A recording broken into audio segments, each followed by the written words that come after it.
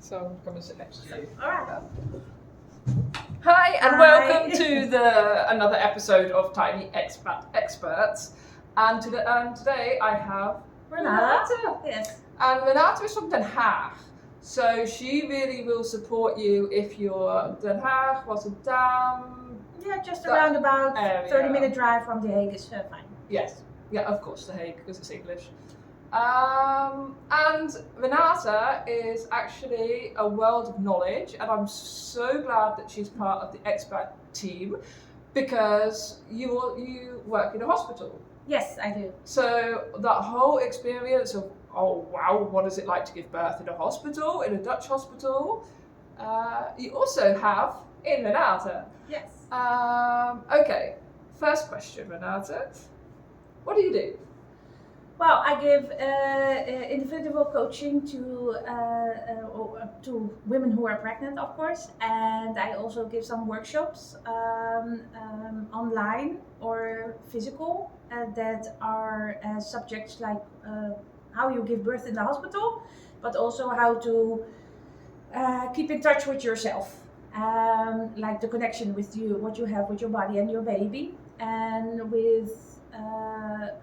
If you have me as a coach during your pregnancy, of course you get an overload on information during the pregnancy, like what you can and cannot do during the pregnancy. But a lot of people don't think about how are you emotionally prepared for the pregnancy. If you give birth at home or at the hospital, it's very important to know yourself. Yeah. So, who are you? What do you like? How do you get relaxed? Are things that are important to know about yourself, because giving birth is like really a sensitive and intuitive state. Yeah. And it's like an emotional thing instead of like thinking a lot. Yeah. That you have the to be more in the you body. think, the harder the birth is. Yes. So I do that with my individual coaching. Mm-hmm. So it's a one-on-one, and then we do real deep dives into who you are, but also going back to how have you been born, about your family, but your own family if you already have children, but also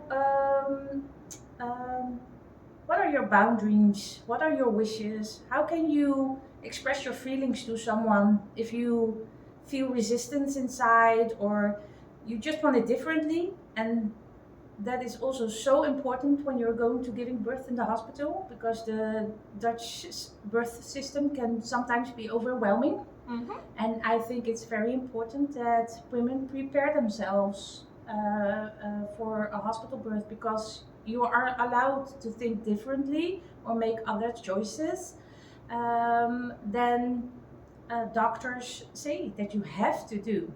Yeah, so you're very much more the emotional side of it. Yes, it's really the emotional preparedness, because, well, what I say, most of the information that people get is in the knowledge, thinking, but nobody ever stops thinking, feeling. Okay, what do I feel? Do I feel fine with this? Am I relaxed with this? Do I want to do this? You know, it's very important to know yourself and to develop that, because you need it with birth, because it's so emotionally intuitive what you're doing. Definitely, and also the fact that you have all the horror stories. You hear from this person that this happened, and you hear from that person that happened, and that can give you stress. Yes. But if you know beforehand enough for you to feel confident about, okay, maybe this happened to that person, but doesn't necessarily mean it happens to me. Yeah, you need to have the faith in your own body, because what I see in the hospital all the time is that women do not have faith anymore in that they can do this. You know, we are brought to this world to give birth to children. Yeah. And we can do this, but because other people say a lot of things that you have to do, we forget how we work ourselves. You know what I mean? How we do it ourselves. We just follow what other people say, but the most important thing is, what do you want? And Yeah. what does feel good for you? It doesn't matter if you want to give birth at home or in the hospital or with an epidural, or it doesn't matter as long as it feels good for you and you've made the decision that this is good for you. Yeah, exactly. And it sometimes is hard to express yourself to a doctor because, they The know doctors, everything. Yeah, and they go, and this has to happen. But when it and, comes to an emotional state, Yeah. it's quite difficult. Yeah. So I think it's very important that women have the confidence and that they can and want to say things to the doctor, how they feel about things, because a lot of women are scared to do it, or don't know how are to, insecure or- about it, or don't know how to. And I give you support in that, how to discuss things with your doctor. And if you take a look at it, when you get the confidence, there's also a prevention of a birth trauma if you know what you want in which situation. And you're in control. Yes, and you're in control. And of course, you cannot plan your birth. No. It's important, that's what I also do with you, prepare on scenarios. Okay, what if it goes that way? What if it goes that way? How do you feel about that? What do you want to do in this situation? Or when does it become a C-section? Because with a C-section, there's also possibilities. Yeah. But they're like overthrown and they think, okay, well, I have a birth plan, it's not coming out, throw it away. But there's a lot of things that are possible in the hospital. But they do not always know that. No, it's very much, it's definitely as an outsider who's not part of the Dutch culture or not been brought up with the Dutch culture. Yeah. The idea of giving birth in Holland is very much, they give birth at home with no painkillers. If you go to the hospital, then you can, you can't actually go to hospital unless it's medical. Mm-hmm.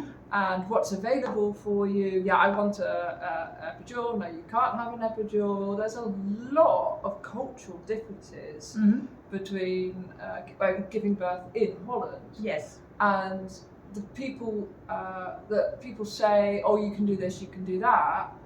But in reality, you need to talk to somebody who knows what your choices are. You need to go to the hospital and have a discussion with your doctor, and then they can explain to you, but if you want this, okay, this is how we're going to do this. And it's not a case of just listening to all the stories around you. It's a case of really getting deep into what the options are in the hospital. Yeah, right? For every individual person, because doctors work through protocols and guidelines, but I think there's a lot of room in between.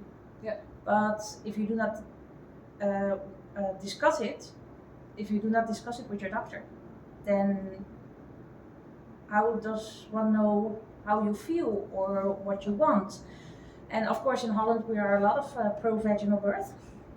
That is something that we're pro-vaginal. The recovery from a vaginal birth is also very much faster. Yeah.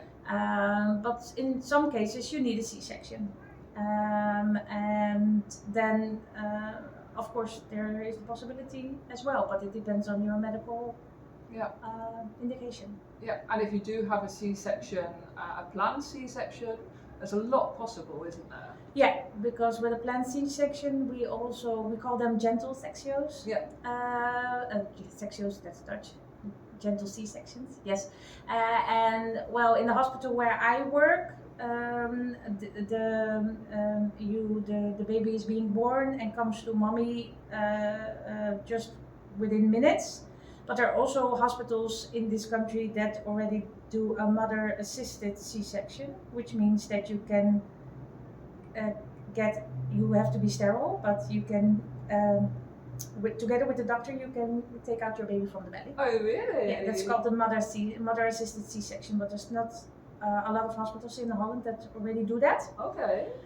But overall, the gentle sectio is the one that the baby's being born, and when it's doing fine and mommy's doing fine, they stay together all the way. Okay. And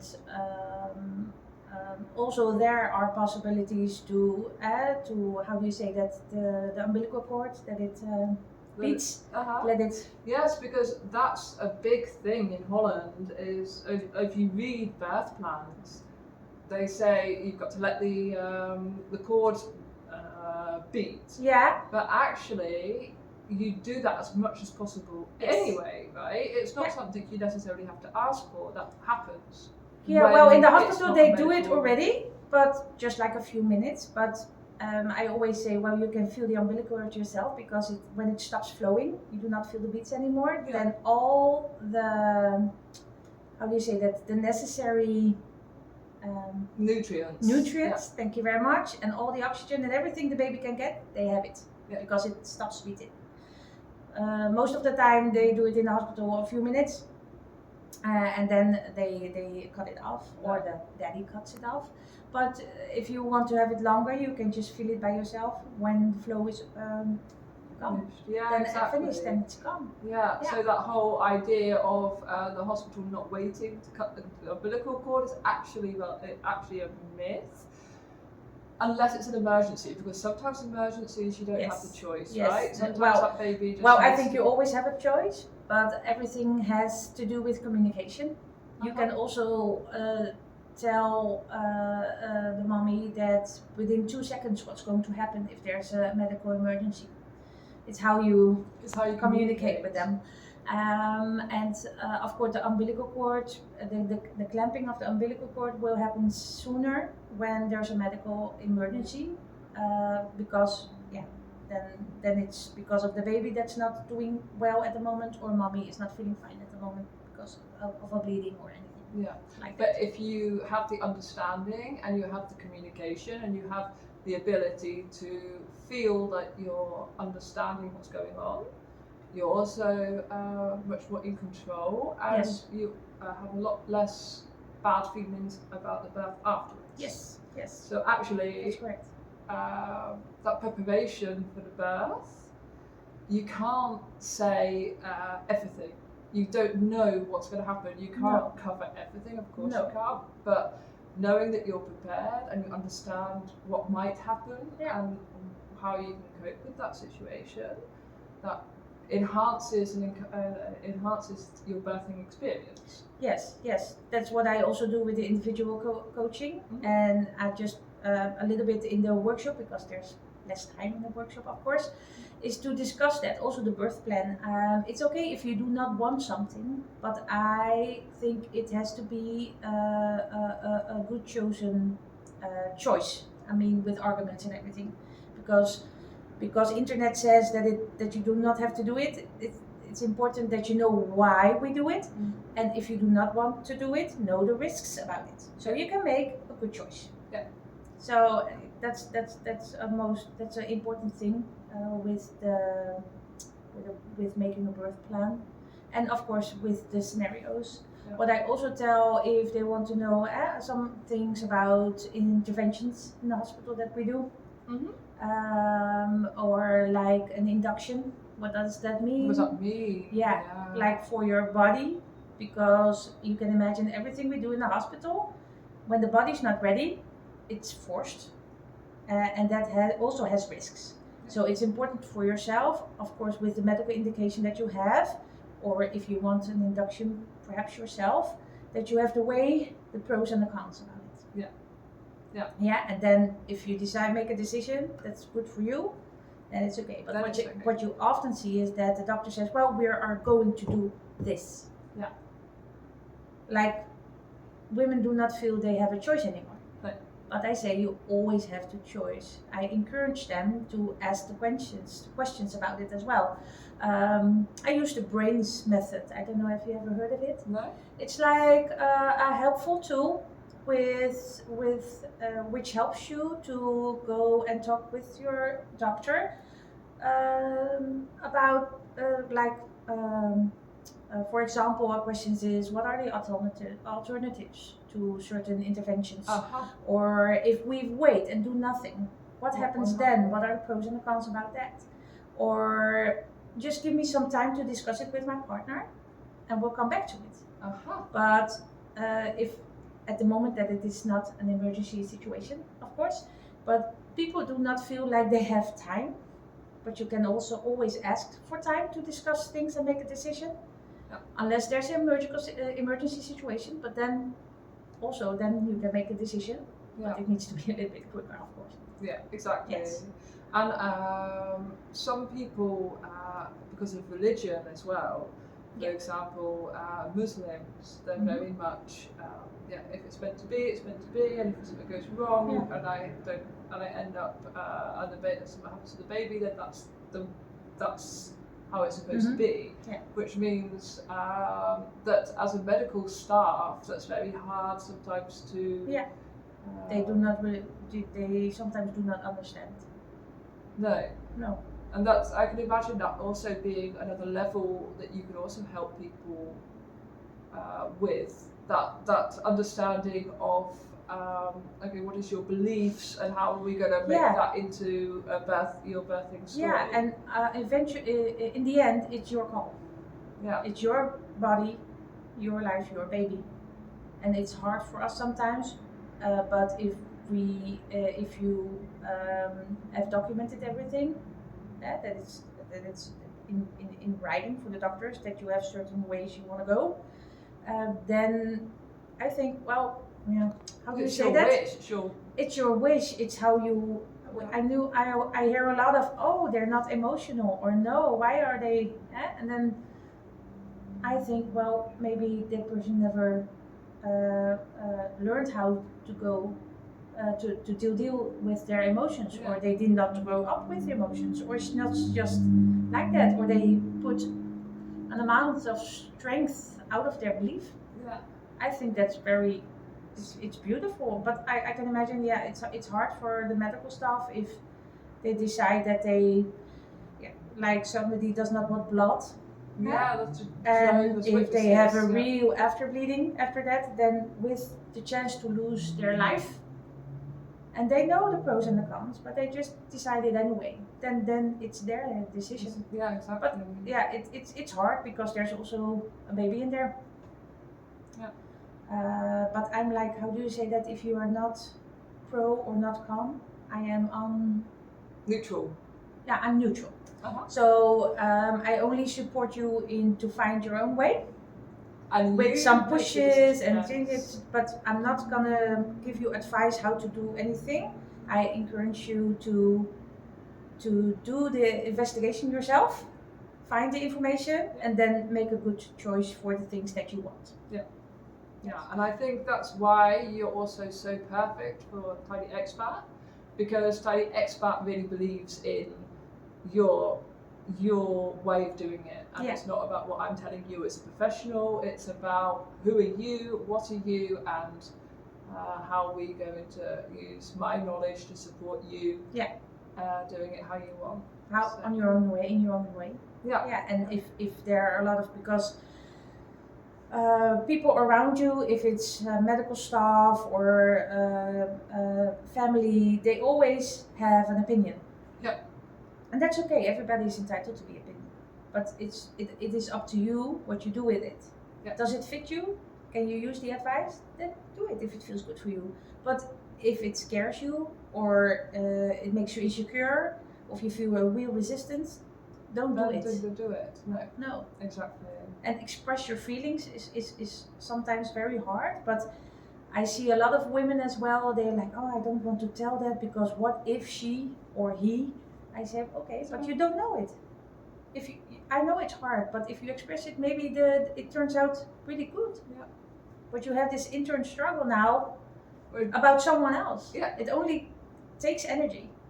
So it's very important, I think, to express your feelings, your mind, your thinkings with someone else. Yeah, and I think also that thinking for other people at that moment, definitely with birth, it's not about other people. No, it's about you and your baby. Yeah. And you can't be busy with others. You're only busy with yourself. But we develop a mom brain in pregnancy, and the mom brain is very, how do you say that? Have faith in their surroundings. They are always taking care of others. Yeah. But it's important to take care of yourself and do what feels good for you. Yeah. If you feel resistance, okay, look into it, but do not cross your lines. Do not cross your boundaries. If Yeah. you feel resistance to do something. Yeah, great. Thank Yeah, you. Thank perfect. you. I have one more question to ask Yes. you. I've asked everybody. What is your one tip?